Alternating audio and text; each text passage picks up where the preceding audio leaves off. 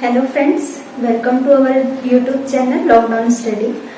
आज यहाँ पे मैं आपको डिस्क्राइब करने जा रही हूँ हमारे 3 सिलेबस। पहला है वन संरक्षण, दूसरा है आरआरबी एनटीपीसी और तीसरा है क्लास 10 का सिलेबस। सिलेबस अभी पूरा डिफाइन नहीं किया गया है। अगर जैसे ही आप लोगों को ये सिलेबस डिफाइन होगा, नोटिफिकेशन आ जाएगा, डेट कब रहेगी फॉर्म्स भरने की, सबमिशन की, ये सब आपको इस चैनल पे क्लियर किया जाएगा। अभी आपको एक शॉर्ट फॉर्म में एक ओवरव्यू दिया जा रहा है सिलेबस का कि आपको क्या सिलेबस इसमें कवर अप करना है। फर्स्ट आपको वन रक्षक में केमिस्ट्री, फिजिक्स, बायो टेक्नोलॉजी और इन्वायरमेंट, ये 4-5 सब्जेक्ट जो हमारे हैं ये 100% है कि इनसे क्वेश्चंस आने ही है। प्लस पर सब्जेक्ट आपका 30 मार्क्स का क्वेश्चन यहाँ पे आपको दिया जाएगा। ये हमारा फर्स्ट पोर्शन कवर अप करता है पेपर 1 का। सेकेंड है हमारा आरआरबी एनटीपीसी, जिसका नोटिफिकेशन लास्ट ईयर आया था, बट पॉसिबिलिटीज है कि अभी हो सकता है कि ये दिसंबर तक आपका आ जाए। नेक्स्ट दिसंबर, नवंबर दिसंबर में आपके एग्जाम कंडक्ट होने के पूरे चांसेस हैं। तो सिलेबस आप सबने पढ़ ही चुका होगा, डिफाइन हो चुका है। बस एक ओवरव्यू केमिस्ट्री का जो सिलेबस है वो मैं आपको यहाँ पे क्लियर कर रही हूँ। हमारे केमिस्ट्री में ये 8 क्वेश्चन है जो ये मेन इंपॉर्टेंट टॉपिक्स है, जिसमें फर्स्ट है हमारा atom and molecules, acid bases and salts. Third है metals and non metals, periodic table. ये जो पीरियोडिक टेबल है हमारा मोस्ट इंपॉर्टेंट टॉपिक है, इससे ऑलमोस्ट क्वेश्चंस पूछते हैं आपसे, और मैं यहाँ कोशिश करूंगी कि जितने ज्यादा से ज्यादा हो सके आपको एमसीक्यूज वगैरह भी प्रोवाइड कराऊं। देन आफ्टर हमारा है natural resources, organic chemistry, environment chemistry और chemistry in daily life activities. ये हमारा है पूरा आरआरबी एनटीपीसी का पोर्शन। देन आफ्टर मैं आपको दिखाती हूँ ये क्लास 10 का सिलेबस। क्लास 10 हमारा बेसिक है, जो हमको सीजीपीएससी, आरआरबी एनटीपीसी, वन रक्षक और जितने भी गवर्नमेंट सेक्टर्स के एग्जाम्स होते हैं वो सारा यहाँ पे कवर अप करता है क्लास 10 का सिलेबस। क्लास 10 में हमारा केमिस्ट्री में 5 जो सिलेबस में कवर अप होते हैं वो 5 चैप्टर्स है। पहला है केमिकल रिएक्शन, सेकेंड है हमारा acid bases and salts, third है हमारा मेटल्स एंड नॉन मेटल्स, चौथा है कार्बन कंपाउंड्स और पांचवा है पीरियोडिक क्लासिफिकेशन ऑफ एलिमेंट्स। यही एलिमेंट्स और क्लासिफिकेशन यहाँ भी है और यही हमारे यहाँ पर भी पीरियोडिक टेबल में इंक्लूडेड है। मतलब आप देख सकते हैं कि जो क्लास 10 का हमारा सिलेबस है ओवरऑल आपका पूरा आरआरबी एनटीपीसी का ही सिलेबस कवर कर रहा है, और यही सारे इंक्लूड होते हैं हमारे जो है वन रक्षक में।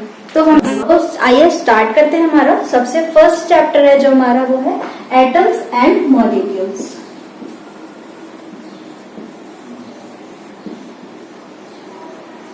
तो सबसे पहले आपको एक चीज जानना पड़ेगा, चैप्टर का जैसे नाम है हमारा एटम्स एंड मॉलिक्यूल्स, तो फर्स्टली हमारे दिमाग में ये आना चाहिए कि एटम्स होता क्या है। तो बहुत साल पहले जो थे साइंटिस्ट थे, उनका नाम था, एक इंडियन फिलोसोफर थे, उनका नाम था महर्षि कन्नद। तो महर्षि कन्नद ने उन्होंने क्या किया कि वो जो मैटर होता है, जो द्रव्य बोलते हैं जिसको हम लोग, उसको एक स्मॉल पार्टिकल में तोड़ना चालू किया उन्होंने। तो उन्होंने जब तोड़ा तो एक ऐसी सिचुएशन आ गई लास्ट में कि जहाँ उन्होंने ये पाया कि अब इसके और टुकड़े नहीं किए जा सकते। उसके बाद फिर सेम चीज है एंशिएंट जो ग्रीक फिलोसोफर है ल्यूसियस और उसका स्टूडेंट, उन्होंने भी सेम एक्सपेरिमेंट किया। तो उन्होंने भी यही पाया कि जब किसी भी मैटर को हम लोग एक सिचुएशन ऐसी आती है जहां उसके और टुकड़े नहीं कर पाते हैं, तो उसी को हम लोग क्या बोलते हैं, एटम्स। मतलब इन शॉर्ट एटम्स क्या होते हैं, एक वेरी टाइनी पार्टिकल जो हम लोग बोलते हैं उनको बोलते हैं हम एटम्स। मतलब जिनके और अधिक, जिनको स्प्लिट ना किया जा सके, जिनको हम लोग और अधिक नहीं तोड़ सकते, उनको हम लोग बोलते हैं एटम्स। देन आफ्टर आगे हम लोग देखेंगे कि इसी में एटम्स के लिए डॉल्टन ने कुछ अपने एटॉमिक थ्योरी दी थी। तो उनकी एटॉमिक थ्योरी में क्या क्या था वो हम पढ़ेंगे। एटम्स एंड मॉलिक्यूल्स पढ़ने से पहले जो इस चैप्टर के लिए हम लोग के लिए यूजफुल है कुछ लॉज, पहले हम उन लॉज को देख लेते हैं, ठीक है। तो हमारा फर्स्ट ये जो आता है लॉ आता है लॉ ऑफ केमिकल कॉम्बिनेशन। इस केमिकल कॉम्बिनेशन के बेसिस पे हमारे 2 लॉ है। एक लॉ आएगा हमारा लॉ ऑफ कंजर्वेशन ऑफ मास,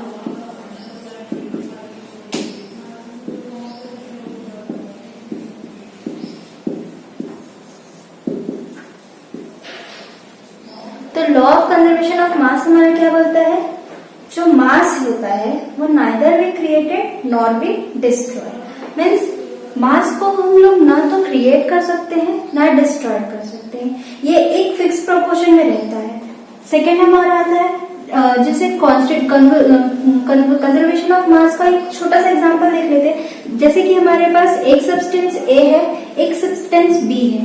जब हम इन दोनों का जो हम लोग का प्रोडक्ट फाउंड होगा वो हमारा होगा सी। दैट मीन्स अगर हमारे पास ए का अगर 1 किलोग्राम है क्वांटिटी में और बी का भी 1 किलोग्राम है, तो जो हमारा सी मिलेगा वो ये दोनों का कॉम्बिनेशन मिलेगा which is equal to the 2 kilogram. ठीक है, ये हमारा होता है law of conservation of mass. Then after हम लोग आते हैं सेकेंड लॉ पे, जो है हमारा लॉ ऑफ कांस्टेंट प्रोपोर्शन।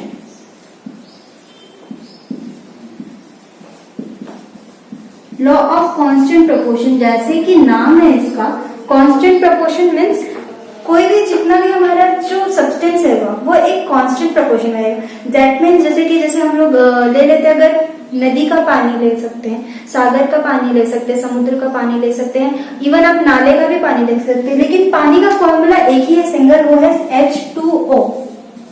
तो अगर पानी कहीं का भी हो लेकिन कॉम्बिनेशन हमारा किसका रहेगा, H2O। मतलब यहाँ पे जो हमारा ये कांस्टेंट प्रोपोर्शन में होता है। हाइड्रोजन एक कांस्टेंट है, तो जो H2O है हाइड्रोजन हमारा आ जाएगा 1:2 और ऑक्सीजन आ जाएगा 16। तो इसका रेशियो हो जाएगा 2:16, जो कि हो जाएगा 1:8। मतलब ये एक फिक्स्ड प्रोपोर्शन है, कांस्टेंट प्रोपोर्शन है, चाहे कहीं का भी पानी ले लो। और जैसे ही हमारा अगर ये जो प्रोपोर्शन है वो चेंज हो जाता है, मान लो H2O2 हो गया, तो ये चीजें भी हमारी चेंज हो जाएंगी। यहाँ पे पानी ये हमारा जल का रेशियो नहीं रहेगा, ये हमारा चेंज होकर के किसी और उसमें सब्सटेंस में चेंज हो जाएगा। तो ये हमारे दो इंपॉर्टेंट लॉ थे, एक था लॉ ऑफ कंजर्वेशन ऑफ मास और सेकेंड था हमारा लॉ ऑफ कांस्टेंट प्रोपोर्शन। इसके बाद हम देखेंगे कि डॉल्टन ने कुछ एटॉमिक थ्योरी दी थी, उस थ्योरी में उसने क्या क्या बोला था वो हम उसके देखेंगे। उसके बाद उसकी थ्योरी कहाँ तक कितने हद तक सक्सेसफुल रही उसके बारे में भी हम पढ़ेंगे आगे देखते हैं हम डॉल्टन्स के एटॉमिक थ्योरी और ड्रॉबैक्स। सबसे पहले कंसंट्रेशन एक ही तरफ रखिएगा, है। पहले हम जब डॉल्टन्स एटॉमिक थ्योरी पढ़ रहे हैं तो पूरा थ्योरी उसका पढ़ते हैं, क्या क्या उसने बोला था और क्या क्या उसने डिफाइन किया था। देन आफ्टर हम लोग देखेंगे कि ड्रॉबैक्स, क्योंकि जैसे हमको ये पता है कि ये साइंस जो है एक अजम्पशन बेस है, हमेशा इसमें न्यू एक्सपेरिमेंट होते रहते हैं और वो जो पुराने हैं उसमें चेंजेस आते रहते हैं। एक फिक्स्ड किसी चीज में कोई भी फिक्स्ड नहीं है यहाँ पे। तो वैसे ही डॉल्टन्स का भी कुछ थ्योरी था, उसने कुछ एक अजम्पशन बेस पे अपनी थ्योरी निकाली थी। उसने क्या देखा था, उसने पहले बोला था etch substance is made up of extremely small particle called atoms. क्या बोला था उसने कि ये जो सब्सटेंस है वो किससे मिलकर बने होते हैं, एक छोटे से पार्टिकल से मिलकर बने होते हैं। दैट मीन्स मतलब जैसे भी हमारा ये जो भी अर्थ है वो सब एक छोटे से छोटे कण से मिलकर बना हुआ है, ठीक है। उसके बाद ये क्या था, उसने बोला कि जितना भी, जैसे मान लो हम लोग एक ये पेन ही लेते हैं, एग्जाम्पल एक छोटा सा ले रही हूँ, ठीक है। अगर हम लोग इसको एक वो लेते हैं कि ये हमारा एक मैटर है, इसको क्या करेंगे आप छोटे छोटे पार्ट में डिवाइड करेंगे। तो अगर ये एक मैटर है, हम जिसको जितना डिवाइड कर देंगे, प्लास्टिक का बना है ये पेन, तो लास्ट सब्सटेंस भी हमको इसमें किसका मिलेगा, एक प्लास्टिक का ही मिलेगा, इसका वो चेंज नहीं होगा। और वो क्या रहेगा, एक हमारा स्मॉल पार्टिकल जिसको हम लोग और अधिक नहीं तोड़ सकते हैं। देन आफ्टर आते हैं हम लोग क्या बोले इसने, atoms are indivisible particle which can not be created और destroyed in a chemical reaction. मतलब जो हमारा एटम्स रहता है वो इंडिविजिबल मतलब जिसको हम लोग और अधिक नहीं तोड़ सकते हैं, उस पार्टिकल से मिलकर बना होता है। और इसको हम लोग ना ही क्रिएट कर सकते हैं ना ही डिस्ट्रॉय कर सकते हैं किसी भी केमिकल कॉम्बिनेशन के द्वारा भी। मतलब हम लोग कोई भी केमिकल रिएक्शन जो कराकर भी इसको तोड़ नहीं सकते किसी भी पार्ट में, ठीक है। थर्ड उसने बोला था क्या, atoms of a given element are identical in mass and chemical properties. मतलब जो एलिमेंट रहते हैं, ठीक, वो एलिमेंट क्या रहते हैं, आइडेंटिकल रहते हैं। मतलब एक जो जैसे NaCl अगर हम लेते हैं तो NaCl जो रहेगा इसमें सोडियम का जो कण है वो एक फिक्स प्रोपोर्शन में रहेगा। क्लोरीन है वो एक फिक्स उसमें रहेगा, कहीं भी वो प्रॉपर्टीज में चेंज नहीं रहेगा। जो सोडियम का वो कण है वो सोडियम का ही काम करेगा और जो क्लोराइड का है वो क्लोराइड का ही काम करेगा। Then atoms combine in ratio small number to form. एक चीज और यहाँ पे जो है कि अगर इसने ये बोला था कि एलिमेंट्स और अगर वो लोग सेम उससे डिफरेंट, अगर सेम एलिमेंट है तो वहां पे आइडेंटिकल मास और केमिकल प्रॉपर्टीज दोनों क्या होगी, उसकी आइडेंटिकल होगी। लेकिन यही उसने ये भी बोला कि अगर डिफरेंट एलिमेंट है तो उनकी प्रॉपर्टीज भी डिफरेंट होगी, मतलब उनके जो मास और केमिकल प्रॉपर्टीज है वो क्या होंगी, अलग होंगी। आगे देखें, atoms combine in a ratio of small number to form compound. ठीक है, मतलब कंपाउंड हमारा क्या होता है, यौगिक होता है। तो क्या बोला है कि एटम्स कंबाइन इन रेशियो, मतलब एक रेशियो में जो है हमारा एटम को, वही जो मैंने आपको एग्जांपल दिया NaCl का, तो एक Na और Cl ये दोनों मिलकर एक कंपाउंड बनाते हैं जो कि हमारा क्या होता है, NaCl। NaCl हमको सबको पता है ये क्या है, सोडियम क्लोराइड। ठीक है, तो ये क्या होता है, कंबाइन होता है फॉर्म करने के लिए, एक कंपाउंड फॉर्म करता है, एटम्स कंबाइन होकर। फिर the relative number and kinds of atoms are constant in a given compound. मतलब जैसे हम लोग ने एग्जांपल ले लिया H2O का, अगर हम एग्जांपल लेते हैं तो ये क्या हो रहा है कि इनका जो रिलेटिव नंबर है और काइंड है सब्सटेंस का, मतलब हमको पानी बनाना है तो हमको यही सब्सटेंस चाहिए, किसी और सब्सटेंस से लेकर के हम वहां पर पे वाटर फॉर्म नहीं कर सकते हैं। ठीक है, तो ये नॉर्मल कुछ डॉल्टन्स के जो एटॉमिक थ्योरी के कुछ बेसिक्स थे। ठीक, आगे देखते हैं कि उसमें ड्रॉबैक्स उसने क्या क्या निकाले। ठीक, ड्रॉबैक्स तो क्या होता है, फर्स्ट इसने बोला था, डॉल्टन्स ने क्या बोला था कि उन्होंने बोला था कि जो हमारा है मैटर है वो एक स्मॉल टाइनी पार्टिकल से, मतलब एक बहुत छोटे से कण से मिलकर बना था जिसको हम और अधिक नहीं तोड़ सकते। लेकिन जैसे ही आगे इसमें जब हम लोग इसको देखा गया तो क्या देखा गया कि ये कुछ पार्टिकल्स में, कुछ उसमें स्मॉल पार्टिकल में टूट सकते हैं, जिसको हम लोग क्या बोलते हैं, इलेक्ट्रॉन, प्रोटॉन और न्यूट्रॉन। दैट मीन्स जैसे कि हमारा क्या होता है, एक न्यूक्लियस होता है, हमको पता है एक छोटा सा न्यूक्लियस होता है जिसमें हमारा क्या होता है, प्रोटॉन और न्यूट्रॉन। हमको भी पता है प्रोटॉन क्या होता है, पॉजिटिव चार्ज होता है, और न्यूट्रॉन हमारा होता है नेगेटिव। न्यूट्रॉन में हमारा होता है न्यूट्रल, मतलब कोई चार्ज नहीं होता। और इसी के चारों तरफ हमारा जो रहता है इलेक्ट्रॉन, मतलब जो क्या रहता है, एक फ्री फॉर्म में घूमता रहता है। इलेक्ट्रॉन हम लोग हमेशा ये बोलते हैं कि इलेक्ट्रॉन हमेशा एक फ्रीली एलिमेंट है, जो फ्रीली पार्टिकल है, जो कि हमारे चारों तरफ घूमते रहता है। ठीक, तो ये हो गया हमारा इलेक्ट्रॉन, प्रोटॉन, न्यूट्रॉन। इसको आगे आपको और अच्छे से मैं डिफाइन करूंगी, फिलहाल के लिए बेसिक है बस, इसका इतना ही जानिए।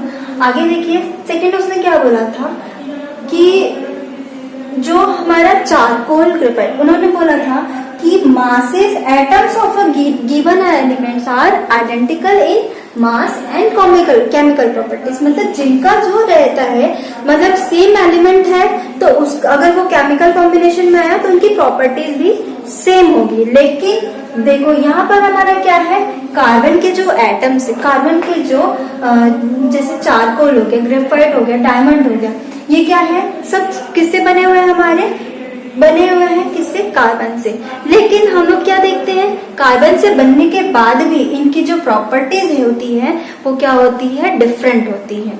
ये लोग का डिफरेंट प्रॉपर्टीज रखते हैं। जैसे हमारा जो डायमंड होता है वो उसकी प्रॉपर्टीज अलग होती है, ग्रेफाइट की प्रॉपर्टीज अलग होती है, और चारकोल की प्रॉपर्टीज अलग होती है। आगे देखते हैं, फिर उसने क्या बोला था कि the atoms combine in a ratio of small number to form compound, और फिर उसने बोला था the relative number and kinds of atoms are constant in. अभी हम इन्हीं को वो करके क्या किया था, इसी को अपोज किया। किसने किया, आइसोटोप्स और आइसोबार्स ने। इसने अपोज किया, इसमें क्या था कि जैसे सेम एलिमेंट्स हैं उनके क्या होंगे, मासेस डिफरेंट होते हैं, डिफरेंट मासेस होंगे तो उनको हमको क्या बोलेंगे, आइसोटोप्स बोलेंगे। और वही जगह हम लोग का मासेस सेम है, ये लोग क्या करते हैं सेम एलिमेंट के हैं लेकिन डिफरेंट डिफरेंट मासेस इनके यहाँ पर पे हमको मिलते हैं। और वैसे ही आइसोटोप में क्या होता है, इनके मासेस सेम होते हैं but belongs to the different elements. ठीक है, आइसोबर्स जो होते हैं हम लोग के, ये क्या होते हैं डिफरेंट एलिमेंट से रिलेट करते हैं। तो आज का टॉपिक मैं यहीं पे खत्म करती हूँ। नेक्स्ट चैप्टर में हम लोग फिर आगे का क्वेश्चन कवर अप करेंगे। आज के लिए इतना ही है। कोशिश करूंगी कि आगे का जो वीडियो प्रोवाइड कराऊं वो और आपको डिटेलिंग में रहे, और सपोर्ट कीजिएगा ताकि हम आगे और अच्छी वीडियो बना सकें और अच्छा आगे वर्क कर सके। Thank you.